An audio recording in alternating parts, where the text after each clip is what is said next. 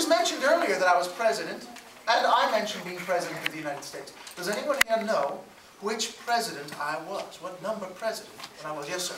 Number 3. Number 3. I was the 3rd president. Who was the 2nd president of the United States? John Yes? Adams. John Adams, yes. And who was the 1st? George So Washington. yes, you all know that. Does anyone know who the 4th president was? A little bit more difficult. Yes, sir? Thomas Jefferson. No, I was the 3rd. Ask a friend there. Who was the 4th president? The gentleman in the striped shirt. Madison? Madison, yes, James Madison was the 4th president. James Madison was my Secretary of State when I was president. And after I was president for 2 terms, James Madison was elected president. I'll try one more just to see. Does anyone know who the 5th president was? Yes? Monroe. James Monroe, well done. James Monroe fought in the Revolution. He was a Virginian like me and like James Madison. And he lived very close to me. If you ever visit my home in Charlottesville, Virginia, Monticello, just around the corner is James Monroe's home, Ashland Highland. And on your way down, before you get to Monticello, about 20 miles north, you'll pass by James Madison's home, Montpelier. Now, James Monroe, he studied law in my law office, in my library at home. There was no law school in my day. Any of you want to be lawyers when you grow up? Yes? I'm sorry for you. I was a lawyer. I was a lawyer until I got out of law and I entered into politics. That turned out to be a mistake. But I was fairly good at both.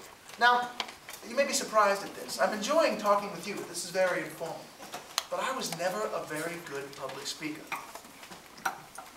I'm a terrible public speaker. I like talking in conversation like this. But when I stand in front of a crowd and I have to give a speech, does that ever scare any of you when you have to give a speech in front of a crowd? Yes, definitely. Yes, definitely. You like to read and you don't like to give speeches, do you? Well, you're like me then. I was not very good at giving speeches at all. Can you imagine a president who's not good at giving speeches? I was terrible at it. And I was supposed to give my first speech after I was elected president. It was March 4th, 1801. March 4th, 1801. I had to give my first speech as president of the United States. And I stood in front of everyone in Washington, D.C. Who here could find Washington, D.C. on a map if you would like? Yes? What state is Washington, D.C. in? Well done. Well done. It's not in any state at all. There's a big fight over that. Now, I was in Washington, D.C., and I was the first president to be inaugurated as president. Now, inaugurate, that's a big word. Does anyone know what that means? Inaugurate? Yes? It means to become president. Essentially, it means you become president. It doesn't just mean president, but if you're inaugurated president, then yes, you become president. And I had to give a speech, and I stood in front of everyone in the Senate chamber in Washington, D.C. with my paper, and I had written my speech out very carefully. I take pride in my writing. I work very hard at it. And I held my piece of paper up in front of my face, which you should never do if you're giving a speech. But, well, I did it. And I mumbled, and I spoke so quietly that almost nobody could hear me. And I stuttered sometimes. Are you having trouble hearing me? No.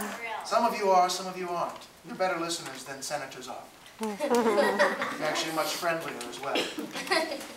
Well, hardly anyone could hear me as I gave my first inaugural address, because I was so worried about giving it. I was scared. I was nervous.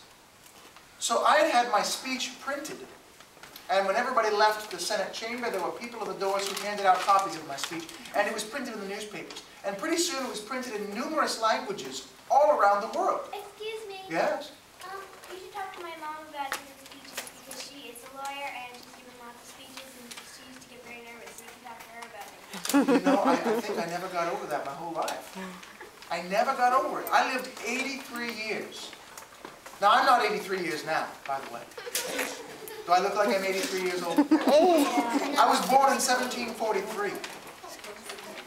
Well, I probably won't do me any good to do the math on that. I lived my normal course of my life. I was born in Virginia, but that was part of Great Britain at the time. But then in 1776, I wrote this document, the Declaration of Independence. And then everyone in Congress in Philadelphia signed it. We changed it some. We changed it more than I would have liked. I didn't like their changes. I was very angry when they changed it. But they changed it. Then we voted on it. We signed it.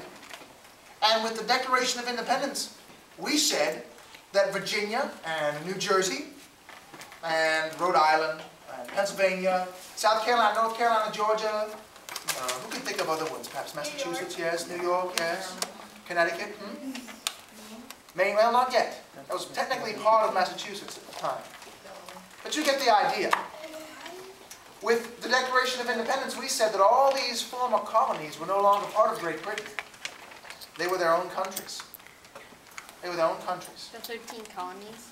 Well, they used to be 13 colonies, but not anymore. With the Declaration of Independence, we said we're not colonies anymore.